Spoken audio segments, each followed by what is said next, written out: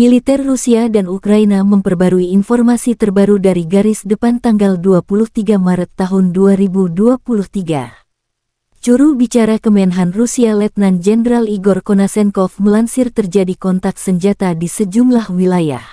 Di arah Krasny Liman, artileri Rusia dan sistem penyembur api berat kelompok pasukan Center menghantam unit angkatan bersenjata Ukraina AFU di dekat Nevskoye, Republik Rakyat Lugansk Yampolovka, dan Grigorovka, Republik Rakyat Donetsk.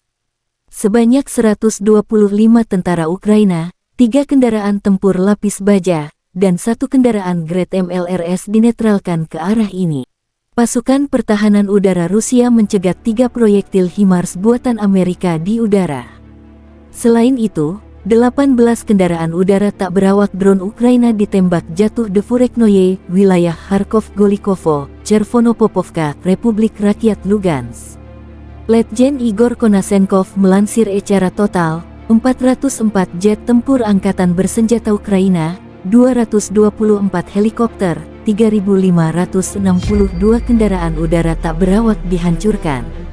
Termasuk 414 sistem rudal pertahanan udara, 8.392 tank dan kendaraan tempur lapis baja lainnya, 1.072 kendaraan tempur yang dilengkapi dengan MLRS, 4.424 meriam dan mortir artileri Medan, serta 9.091 unit khusus peralatan militer dihancurkan selama operasi militer khusus.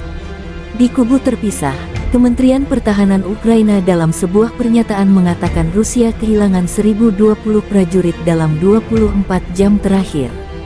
Termasuk 4 tank, 23 unit artileri serta 8 unit artileri dan 3 sistem pertahanan udara. Secara total, Kremlin kehilangan 169.170 prajurit selama konflik.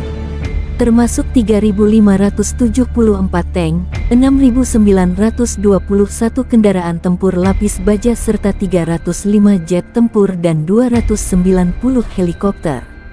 Angkatan bersenjata Ukraina merilis dokumentasi video, setahun yang lalu, pada tanggal 24 Maret Angkatan Bersenjata Ukraina melancarkan serangan rudal ke pangkalan militer Rusia di Pelabuhan Berdiansk yang diduduki sementara. Kapal amfibi besar Orsk, Cesar Kunikov, Novocherkassk rusak, Saratov hancur. Mitos kekebalan armada Rusia dihancurkan oleh serangan angkatan bersenjata yang ditujukan dengan baik.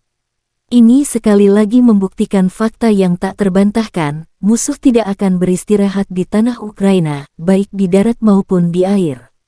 Konflik Rusia-Ukraina berlangsung selama 394 hari. Belum ada tanda perdamaian. Terima kasih sudah nonton. Jangan lupa like, subscribe, dan share ya.